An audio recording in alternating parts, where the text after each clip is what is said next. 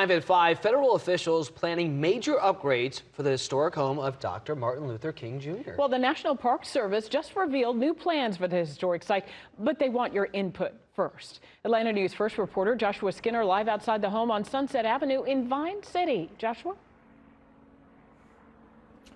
Yeah, you guys mentioned it right there. The home of Martin Luther King Jr. and his family from 1965 up until his assassination. His family lived here after that. Closed now. You can see this chain link fence and you can see the sign temporarily closed as we plan for site restoration. And that's exactly what the National Park Service was meeting today about.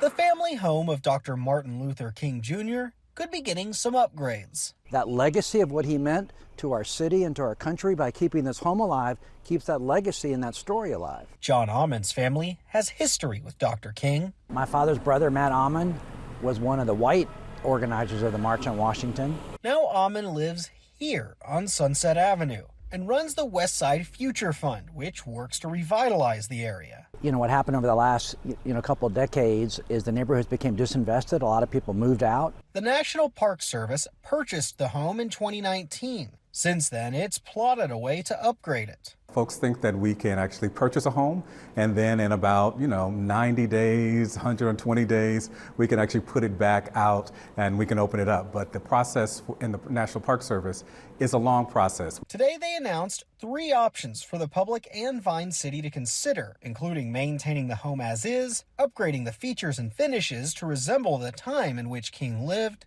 and to update the home and modify for ADA accessibility. It's a range of things that we're looking to hear, like how will this impact you in terms of transportation?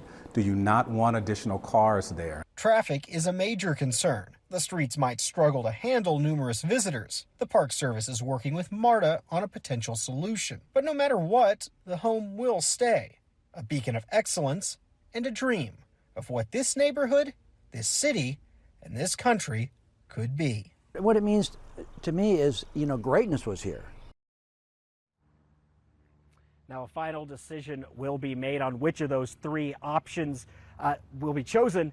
That decision will be made later in the summer. By the way, the National Park Service says that their preferred choice is actually that second option, which would renovate the home to its 1960s era time frame. Some things would be different, upgrade some of the fixtures and items like that. And so that's what they're hoping will happen, but they want the public's input and they're open to all of any of those 3 options. Reporting live in Vine City, Joshua Skinner, Atlanta News First.